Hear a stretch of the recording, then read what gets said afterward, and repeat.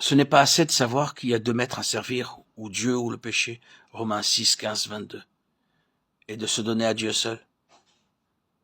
Il faut encore reconnaître que pour servir Dieu comme notre seul maître, il y a deux manières de le faire. Selon les anciennes prescriptions de la lettre, ou dans un esprit nouveau, Romains 7, 1, 16, jusqu'à ce qu'on en comprenne la différence, jusqu'à ce qu'on reconnaisse le danger et l'incapacité que décrit Romains 7, 14, 25, et qu'on renonce entièrement à cette voie légale. Il est impossible de savoir ce qu'est le service de Dieu par le renouvellement et la joie de l'esprit. Ce n'est que quand on a renoncé à se confier en la chair qu'on peut commencer à vivre de cette vie nouvelle. Dans tout catéchisme, chaque question est suivie d'une réponse appropriée. Mais combien de personnes ne cessent de répéter cette question: qui me délivrera de ce corps de mort, sans savoir la faire suivre de cette réponse: je rends grâce à Dieu par Jésus-Christ, notre Seigneur.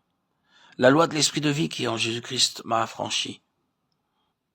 C'est cette réponse-là que développe Romains 8, 1, 16.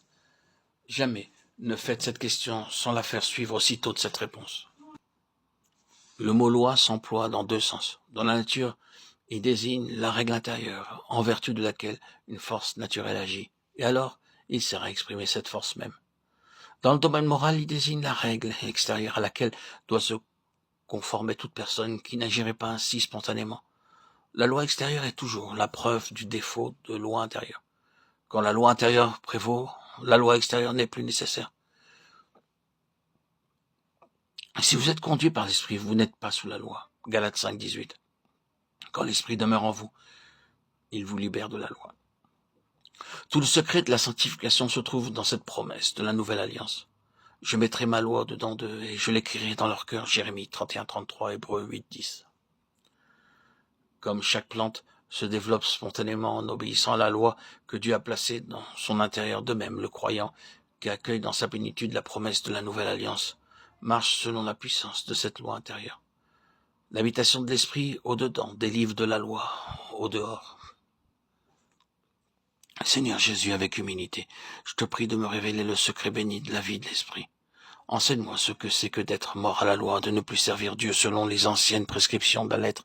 Enseigne-moi comment je puis être lié à un autre, à toi-même, le Christ ressuscité, par qui nous pouvons porter des fruits à Dieu, le servant dans un esprit nouveau.